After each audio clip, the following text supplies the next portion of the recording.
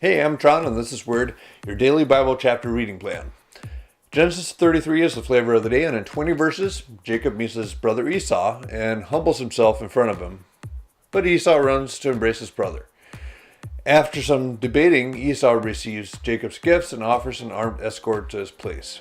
Jacob declines and says he will follow close behind. He doesn't.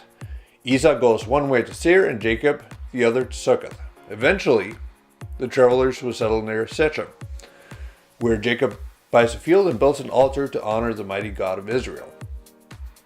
In the beginning of the chapter, Jacob barely gets time to breathe before he sees his brother and associates come barreling down towards his family in verses 1 and 2.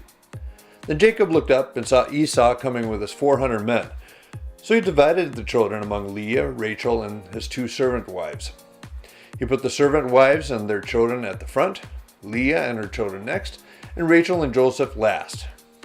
Like father and grandfather, like son, Jacob pushes the women and children in front of himself to buffer the oncoming onslaught, starting with the least important, ramping up to the most important, including himself.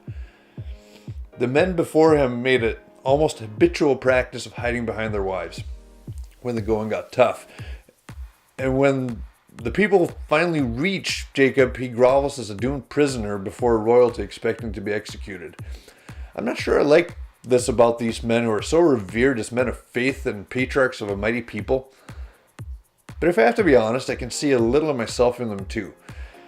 I'm often weak when I need to be strong and fail in the face of my best intentions.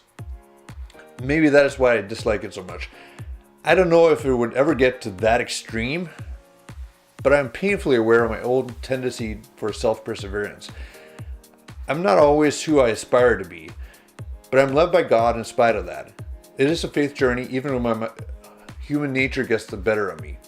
Maybe that is why Jacob falls apart too when it really counts. And I'm not sure what's going on between Jacob and Esau. Why Esau doesn't want his brother's presents for him, why he insists on armed guards for Jacob's caravan, and why ultimately Jacob heads the other way of him. Is it a genuine concern for each other's well-being? If they were truly happy being united again, why wouldn't they travel together? It could be that all the fuss piqued Esau's interest and that Jacob still can't get himself to trust a brother that threatened to end his days after being fooled twice.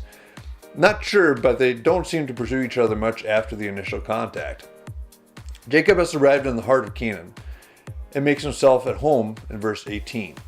Later, having traveled all the way from Paddan-aram, Jacob arrived safely at the town of Shechem in the land of Canaan. There set up camp outside the town. The peace won't last where they stay. Life gets harder for this nomadic, multi-blended family as Jacob's daughter Dinah gets assaulted by one of the locals, and her brothers take revenge in mob-style fashion. But that will be tomorrow in Genesis chapter 34. Until then, Word.